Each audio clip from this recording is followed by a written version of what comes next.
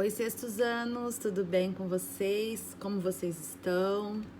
Bom, essa aula, na verdade, é uma segunda aula de revisão, porque hoje que seria a revisão de vocês, a professora antecipou, semana passada nós tivemos a revisão, e eu falei de alguns conteúdos que passaram, e muitos alunos ainda estão me perguntando sobre algumas atividades, né, que era para ser enviada.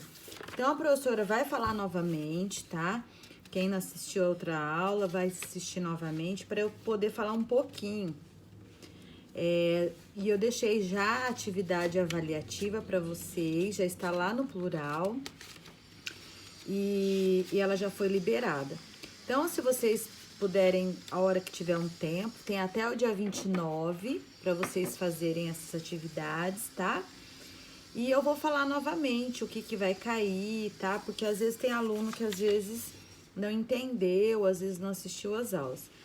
Bom, primeiro conteúdo que a professora passou foi a origem do teatro, né? Eu falei que do tempo quando iniciou, como foi os primeiros teatros que existiram, o significado dele, as celebrações das sociedades primitivas. E os homens naquela época, eles dançavam imitando a natureza em busca de certos poderes de efeitos sobrenaturais. E com o passar do tempo, o teatro passou a representar lendas de deuses e heróis, tá?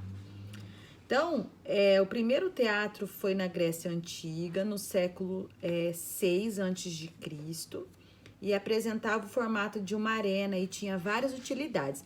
Isso é o espaço físico, ok? E eles faziam uma festa e dedicava essa festa a um deus. Esse deus chamava-se Dionísio, tá? Que era o deus do vinho e da alegria. No teatro grego, na antiguidade, os atores ficavam distantes da plateia, por isso eles usavam roupas e sapatos de salto para parecerem maiores. Um exemplo também foi o Teatro Delfos, na Grécia. E aqui no Brasil, quando iniciou o teatro, eles iniciaram, sem eles perceberem que era teatro, foi o padre José de Anchieta. Ele promoveu pequenas encenações, os chamados autos, para habitantes daquela época no Brasil, os indígenas. Mais tarde, iniciou-se os próprios indígenas a arte de representar. Então, eles, para contar a passagem bíblica, eles faziam encenações, porque eles não falavam a mesma língua. Então, eles precisavam fazer alguma encenação, e aí o padre José de Anchieta os outros padres que foram, né, vieram para o Brasil de Portugal para falar de Jesus, né, da Bíblia, na época, eles precisavam fazer, então, essas encenações. Quando Dom João ele veio para o Brasil, já lá em 1808, demorou bastante, depois do José de Anchieta, ele achou o Brasil, porque era muito mato, não tinha nada, fizeram até uma casa bonita para ele morar, né? Existe um livro que chama 1808 e fala toda a vinda de Dom João para o Brasil. Mas ele achou assim meio monótono o Brasil na época e eles começaram a fazer casas teatrais naquela época. E algumas delas a professora colocou os exemplos aqui no texto, que foi o Teatro Municipal de São Paulo, que existe até hoje, Teatro Carlos Gomes em Vitória, no Espírito Santo, e Teatro Arthur de Azevedo em São Luís, no Maranhão. Aí eu coloquei aqui também exemplos de espetáculos teatrais. Os espetáculos teatrais, eles têm os convencionais, o teatro musical, teatro de dança, de circo, teatro de boneco, teatro de sombra, mímica, teatro de máscara e cenários. Todos eles aqui nesse texto vai ter as explicações. Então, se a professora colocou lá alguma questão que vai falar um pouquinho de algum desses espetáculos, vocês precisarão ler o texto na explicação.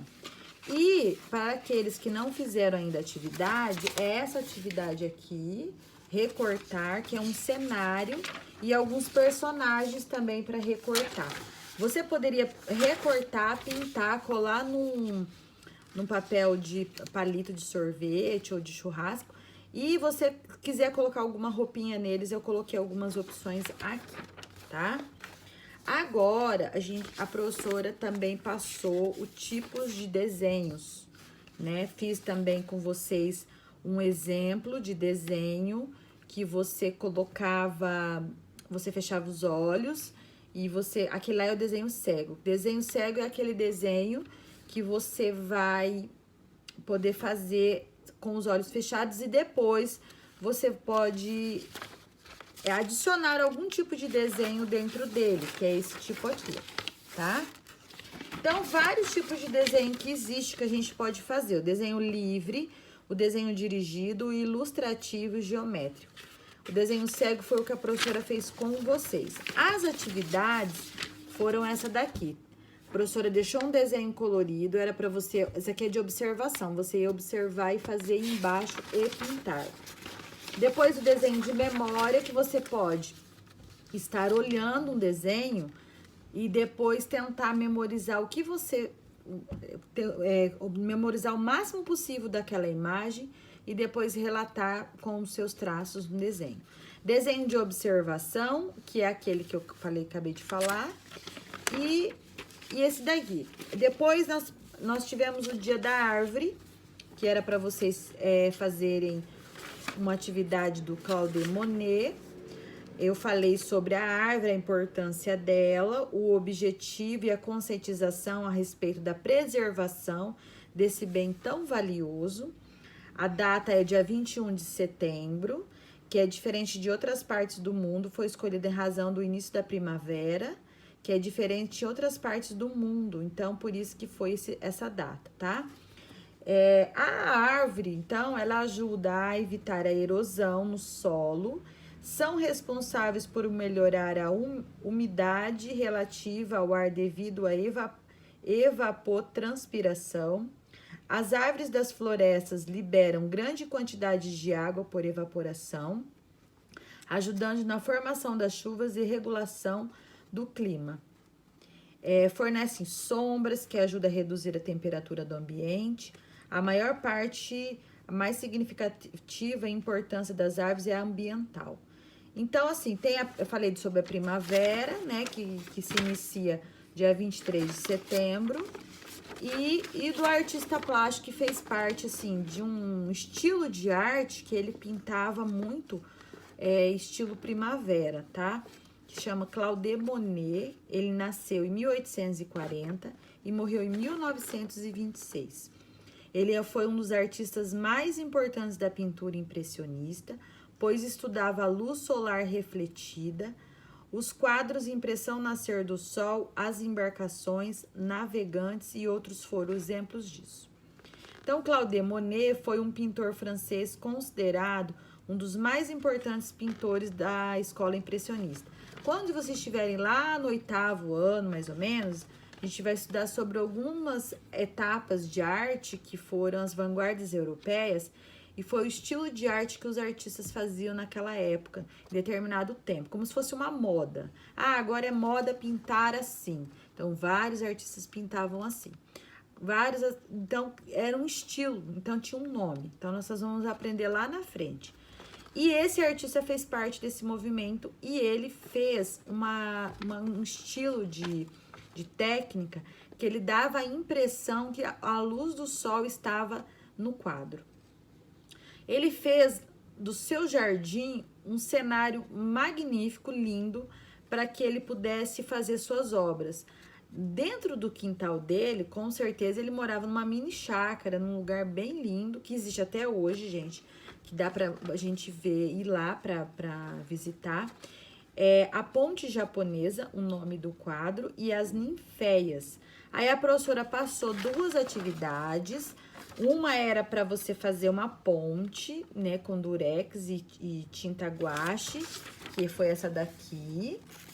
E a outra é a Ninféias, que a professora pediu num pratinho, ó, ou num papelão redondinho, e tinha as ninféias para pintar, recortar e colar, tá bom? E depois eu falei sobre a assimetria. A simetria, que eu acho muito importante na arte, porque entra nas artes visuais como uma maneira de você identificar, né, os lados de um objeto. Então, dois lados iguais chama-se simetria e dois lados diferentes chama assimetria. Então, a professora colocou aqui duas imagens de um desenho e dá para identificar. A imagem simétrica, ela tá exatamente as duas iguais e a assimétrica está um lado diferente do outro, tá bom? Deixei a atividade para vocês, coloquei aqui. Era para você pegar um pedaço de um rosto e depois desenhar outra parte. E o telefone, que é uma assimetria, que seria lados diferentes, ok? Então, essas eram atividades e os conteúdos. A professora fez essa aula porque, na verdade, hoje era aula de revisão e eu me antecipei, porque a gente já tinha terminado os conteúdos. Se a gente estivesse numa sala de aula, provavelmente a professora levaria uma atividade extra para vocês, mas como nós não estamos, e eu acho que vai ajudar muito para vocês fazerem a avaliação de vocês. Façam com calma, peguem os textos, tudo que a professora disse aqui, muito do que eu disse vai cair também lá na avaliação. E prestem bastante atenção antes de responder, tá? Para que vocês possam fazer certinho, beleza? Então, fiquem com Deus e até a próxima. Daqui um dia a gente vai se ver, se Deus quiser, né? E aí, a gente vai poder fazer nossas atividades, beleza? Até semana que vem. Um beijo.